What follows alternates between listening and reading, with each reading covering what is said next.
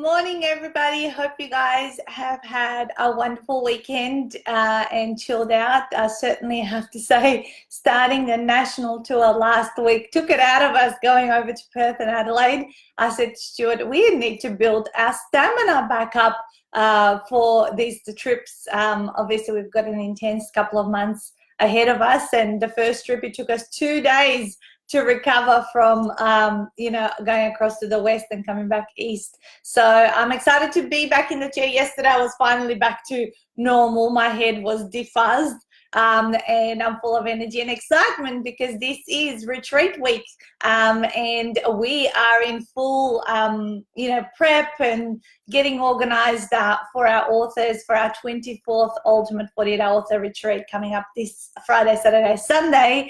So all systems are go, and I'm excited. So today I thought I would talk a little bit about on this topic. I looked at my little sheet here of all the different topics I brainstormed while I was on cruise with Mum in October, and I thought, okay, this one is the one that sits most with me at the moment that I feel like speaking about. Good morning, Nat. I hope to see you at the upcoming masterclass. I mean, I'll be up in Queensland for 3 weeks in March. And Jojo, you're on, and she's coming to retreat this weekend. So guys, just quickly, I'm going to do my little share across my groups on my other laptop, and then we're going to get started. I've got 7 key things how never to feel like you have competition, even though we know in reality that there is competition out there in what we do, people who do similar things to us, and help people solve a particular problem. So let me just do my share, and then we're going to hit the ground running with some awesome conversation. Now, also, if you have any comments, questions, insights that you want to share yourself, do post them up, and I will look at my comments as we go along. So here we go. I've done my little shares. All right. So hope you had a wonderful time. Also, another new thing that's happened this weekend that I announced a few days ago is the rewriting of the Ultimate 48-Hour Author book, which is obviously my signature program and the retreats that we run and everything.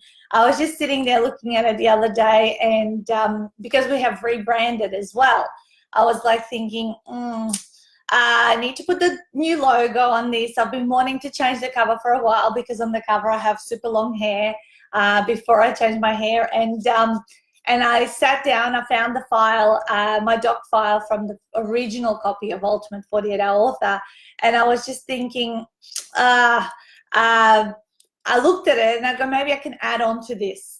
And I started with the introduction, and I just sort of cut and pasted it, and I started putting in extra bits and pieces, and then I got to chapter 1 and I reread it, and I just didn't feel it was me anymore.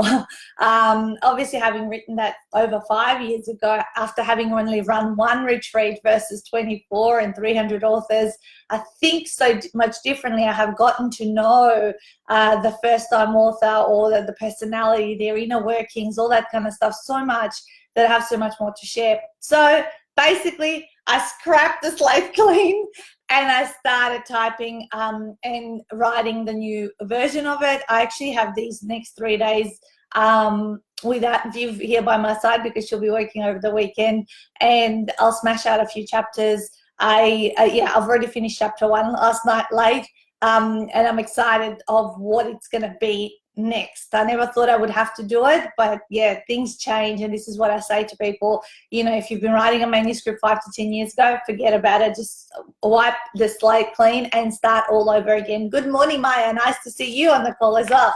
I hope you're back in Melbourne. All right, you guys, so let's go into the topic that I promised. It's just about 9 o'clock. Our chit-chat's over. Let's get down to business and talk about, what I wanted to share with you today, and that is how to operate your business with a feeling that there is no competition out there. Good morning, Helen. You're back on board. Great to see you. All right, so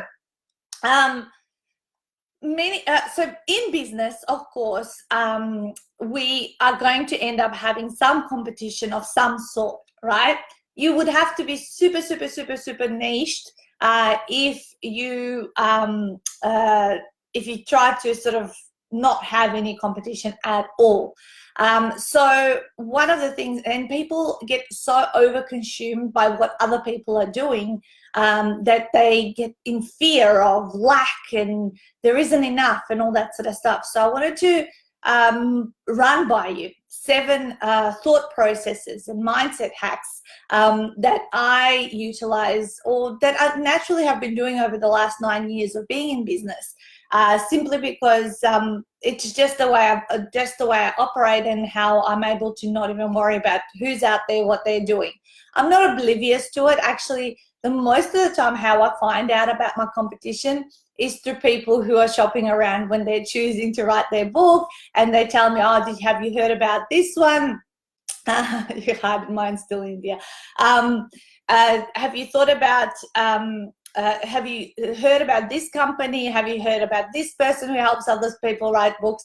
And then I go, oh, no, I go, tell me more about it. And that's how I actually find out about my competition, not because I go out looking or searching or Googling who they are, what they do, how they do it. I'm really, really not interested. So I'm going to go through each point one by one. All right, so number 1 is there is only one flavor of you and one person that has your DNA. And I have always said that is your flavor that your ideal clients are going to buy into or want to engage with when they work with you, with whatever problem you solve, even if there's 100 other people solving the similar problem. And when you embrace the fact that no one can do the you, then you know, you have a sense of feeling that no one is in competition with you. So I always say that no one can do the Natasha Denman flavor. People can try to copy me. People can try to even full on blatantly use my system to help someone else, which I have heard of and I have seen people do it. But you know, no one can take the me out of my business, because they don't know the intricate detail and the depth of what I understand about my own system and the way I create stuff. So even as a generic life coach, when I started out 9 years ago, I would walk into networking events and there'd be so many people that were there as coaches or life coaches. And I would be really, really, you know, it's like, oh, wow, you know, there's so many people doing something similar, you know. But the one thing I thought, you know what? No one can do it the way I can do it. So everyone is a different person with a different set of wisdom and values and a way they come across and all that sort of stuff. So I never ever thought that any other life coach was in competition with me, not because I thought I was the best, but I just knew that I was just different, and that's exactly what you are as well. You are unique and different in your own flavor, with your own DNA, and for whatever problem you solve, you will attract the right match. Those that are not a match with you will fall out of your system, or sometimes people might come into your system and then all of a sudden something happens or it's triggered and they fall out and they no longer work with you, and you kind of can get disappointed, but actually that was the right thing to occur, because that was never a great match for you know, moving forward with that particular person. And when that happens, it used to upset me, but now it's like, okay, well, in hindsight, you know, maybe there was that gut feeling that this person was not a good fit, and therefore we'll keep moving forward. So that's the number 1 thing. You know, it has to start from you believing that you're unique.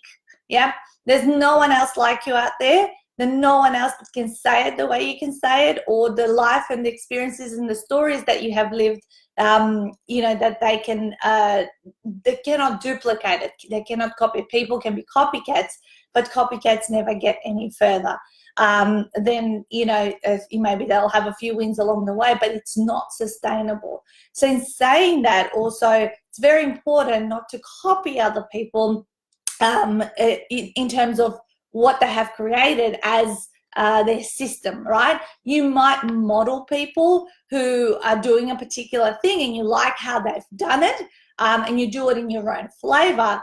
But of course, within a system, create your own. I mean, there's so many different ways to achieve a solution to a problem, and just work through that and then listen to your clients. And as you go along, you will be able to refine it and make it even better. All right, number 2, how you can operate your business with a feeling there is no competition on my list is innovation and learning will always keep you at number 1. So what I constantly do is actually read books on how to write books, read books on how to promote your book, read books on, and listen to stuff that teaches me even more depth and detail about how I can be refining and fine-tuning what I do. So I don't copy other people's stuff, but I actually get ideas. I haven't thought about this, or I haven't done this before. Maybe this is a good way of doing it, because ultimately we end up being a collection of all of the hundreds of people that we learn from, that read their books, go to their seminars, and we get these aha moments along the way. And then we go out and try something and experience it in our everyday life or in our businesses.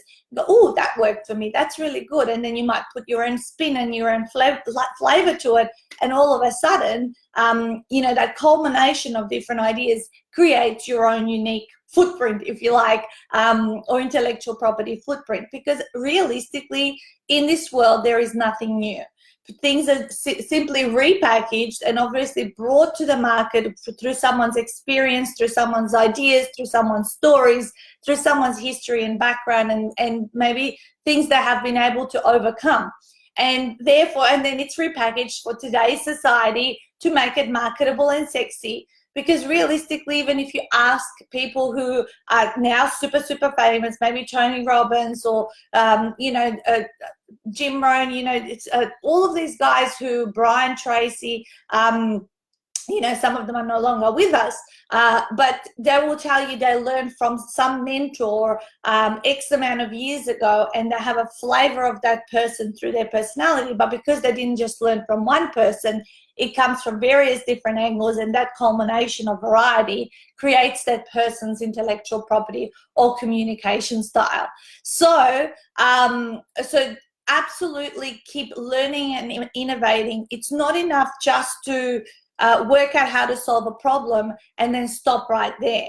Because if you don't keep learning, you're not going to stay at the number 1 position, because things are constantly changing. We know how quickly technology, everything just, I think everything just flew into the pool. We had all these towels. I was just seeing the wind take off. And all the towels and bikinis flew into the pool. Anyway, that was a bit of a state breaker. Keep learning and refining and finding new things. We know how fast technology moves.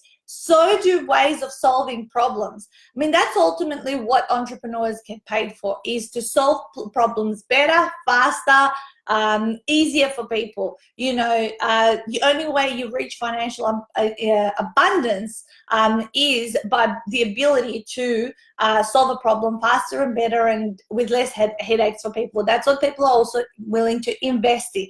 All right, so constantly learning. So pick up this year 5, 10 more books within your area of expertise. Even if you feel like I know it all, right? We can all feel like we get to a spot where we're so much in our expertise that we cannot learn anything more about this particular topic, but it's BS.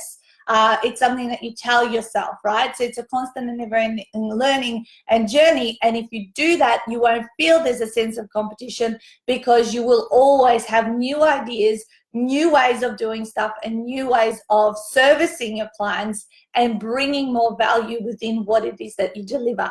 So number 2 was constantly learn and read on your expertise. Even if you're an expert at it already, there is other people who do something similar.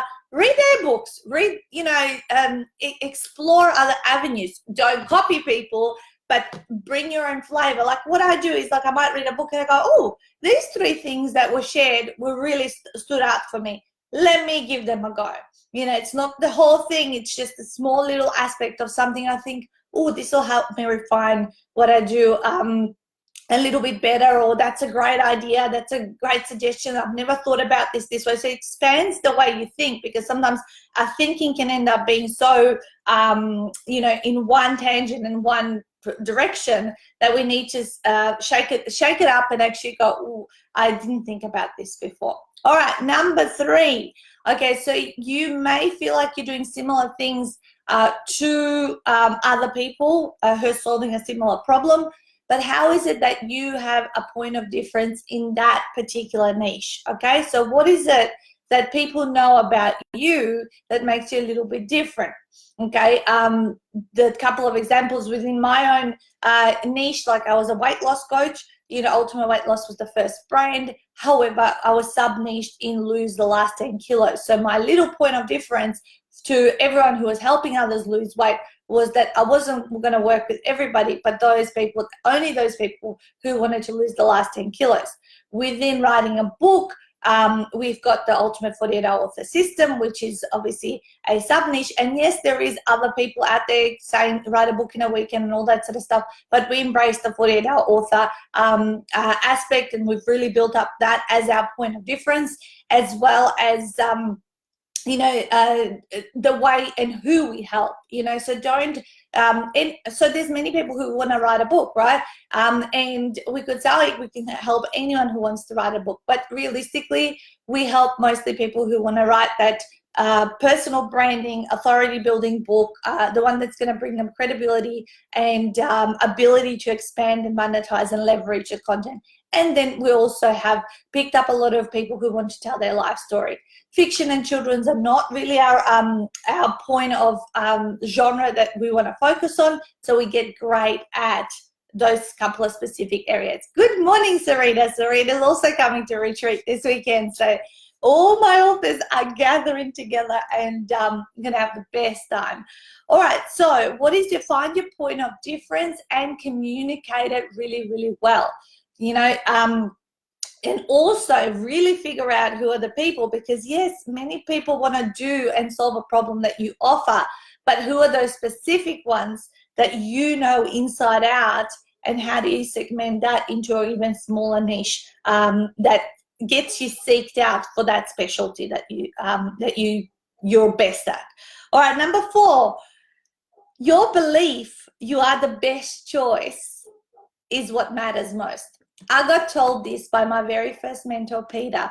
He said to me, Nat, if you don't believe you're the number 1 person in solving this problem or helping someone reach this solution, who else will, right? And therefore you'll go, oh, other people are better than me, they're bigger, or whatever it is. So that really stood out for me when he said that. I think that was a penny dropping moment, because to this day I still remember it. I remember him saying it to me, and I always since that day I go, okay, I need to believe that my program, my solution is the best out there in the world. If I don't do that, how are other people going to think that I'm the best option or best provider for them to engage to help them solve this particular problem? And so so if you don't feel that, how can you get to that point where you're operating at your best, at the level that you believe is serving people, that you are delivering on your promises, and that working with you is going to be the absolute number 1 choice for people, you know, with 100% conviction, confidence, and ability to really stand behind your product or service, whatever that is. So whatever you're selling, you must believe you're the number 1 in the world. Okay, you can be aware that other people are doing stuff, but obviously you need to be able to communicate why, you know, what are the pros and cons of, you know, other people who are doing something similar versus why you have chosen to operate the way you do. So whenever, you know, I designed the business that I wanted to work with when I was writing my first book. So with the Ultimate 48-Hour Author model and what we do and the publishing now, I designed a model that I would have wanted to engage and pay for myself. And that's another point, is would you be willing to pay for the product or services that you sell? You know, would you buy stuff off yourself? That's the question to ask. And if the answer is, oh, I don't know, I'm not sure, you're not quite there yet. You haven't got it refined as much. You haven't got that, self-belief that you are number one. So you have to have the self-belief. If you don't have it, other people will feel it and sense it in your energy, and therefore they might go, no, I'll choose someone else and all that sort of stuff. And you might not feel like you're getting as much conversion and your business growing and taking off to the next level. So that was number 4. Number 5 is keep looking around for competitors at a minimum amount of time. Don't be oblivious, but focus on being your best. So as I said earlier in the call today, is often I hear about my competitors from other people who come to potentially engage me. I'm not oblivious that I have competition, but I don't go through the internet. I don't go stalking other people, other companies. I'm actually not interested in what they're doing because I'm too busy about improving what I do better, what I do best, and therefore just worrying about getting better within my business. Rather than going, oh, but these people are doing this, or how, oh my God, I'm going to lose clients. The minute that energy starts to come in, forget about it. You're not actually operating in your business. You're worrying about everything that's outside of it. So I look at, my little circle of influence and just keep improving it and keep getting better, of course, by reading those extra books, by listening and evolving my expertise around what I do. I then improve myself, and I would talk to other business people who are not in my niche, and therefore I go, okay, how do you do customer service even better? How do you bring in this system that's going to make things faster, make our life a lot easier? So don't be oblivious that there is competition out there in this world in what you do, but don't go out there like, spending so much time of researching them and worrying about what they're doing. Just focus on your own backyard, as they say, and keep moving forward. And each year go, how can I do things better in this area of my business? How can I do it better in that area? What else can I bring in? And that is the whole reason why Ultimate 48-Hour Author is being rewritten, because so much has evolved and changed.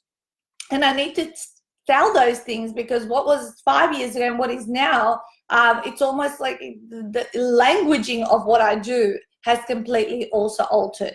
All right, number 6 is a big one. Never bag the competition. Never bag the competition. Don't even bother talking about them, okay? So one pet hate that I have when I go into certain businesses, or I'll just keep this one a very simple one. Let's say hairdressing, okay? So often I'll go from, I may go to different hairdressers a few times. I have now someone regular, but I used to be a lot, just a floozy when it comes to hairdressers.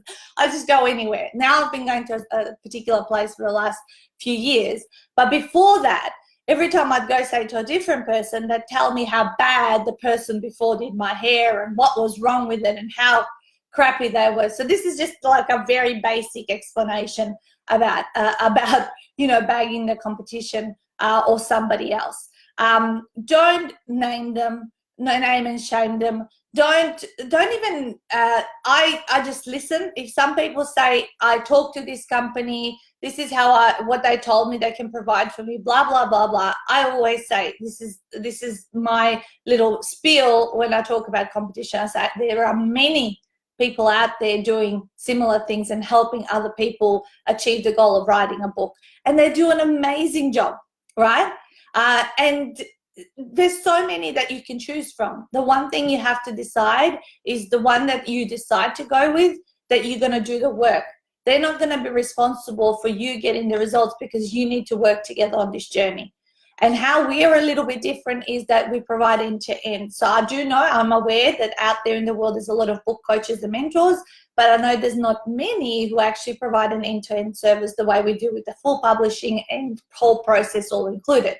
That's the one thing that I know. So no, not talking about anyone else, but I'd say you're going to achieve the goal. If you hire someone and you work with a mentor, top, great, good on you. Smartest thing you could possibly do. Not doing it by yourself. This is how we feel we're different, but that's for you to make a decision on who you choose to work with.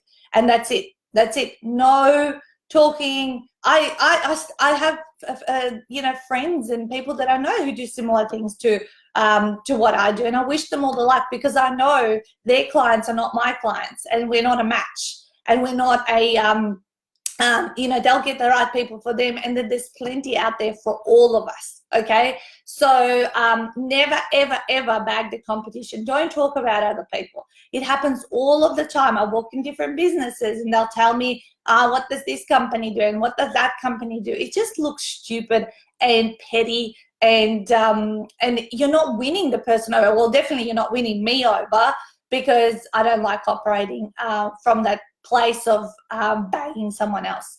I wouldn't be able to finish my book without you. And oh, Bernie, thank you so much. And I can't wait to have you at the group book launch on the 8th of March, you guys, in Richmond here in Melbourne. We'll be hosting a group book launch. I think there's like 13 or 14 authors launching at this one. So it's really, really exciting. And come along if you are in Melbourne on the night. And my little daughter, Mika, she's launching her little kids book, Mika and Elizabeth's Den Hair Adventure. All right, so never bag the competition. Thank you, Serena. All right, so that was a big one. I really want to just worry about your own stuff. You know, worry about taking care of your clients. Worry about, you know, improving your customer service and returning your messages within 24 hours, Monday to Friday. You know, the one thing that's lacking more out of any business is the ability to communicate regularly and to get back to people and keep them on top of what things are going on. So if anything, over communicate, right? All right, so number 7, people will compare. All right, don't be shaken if they don't choose you. And as my auntie Mira from Macedonia always says to me, what's yours will be yours. That's her famous, you know, you guys may have heard me talk about my mum's famous saying of every beginning is hard. Well, my mum's sister and my other mum, who raised me while I was over there 2.5 years separated from my mum, is my auntie Mira, and she's my other mum.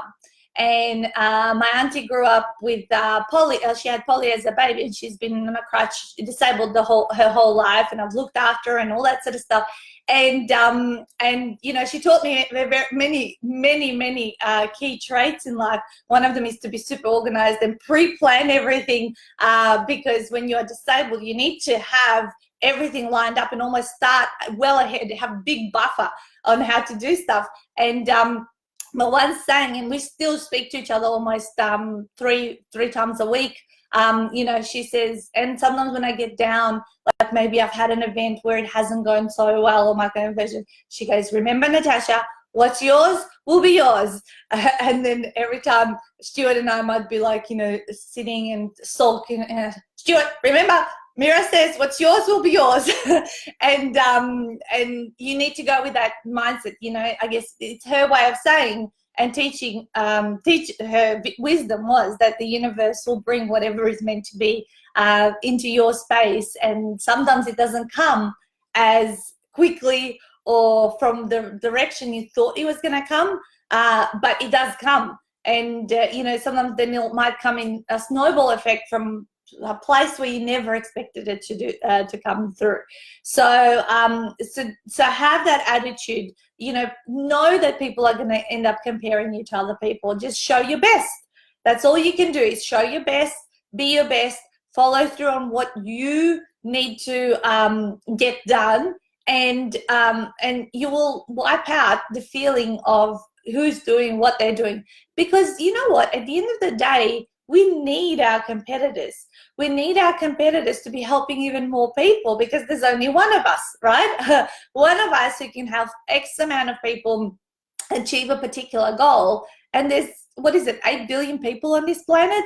So work on, you know, encouraging people to actually at least solve their problem. I always say in my half-day workshop, I don't care who you get it, go and help you get this done. Of course, if it's us and we're a good fit, we'd like to work with you, but at least go and get it done. You know, you will be a different person. This world needs people who are stepping up and sharing their message and writing their books and overcoming their little BS in their minds, you know, to evolve to that next level individual. So those people who do choose to do their books and follow through, I really admire. It doesn't matter what it is and who they're doing it with, as long as they follow through. They don't buy into the crappy excuses of I don't have the time, I'm too scared, you know, I can't find the money, all that kind of stuff. Just if you have a desire and a goal, just follow through and get shit done, whatever that problem you might need to get solved. So I hope you guys, this has been valuable for you to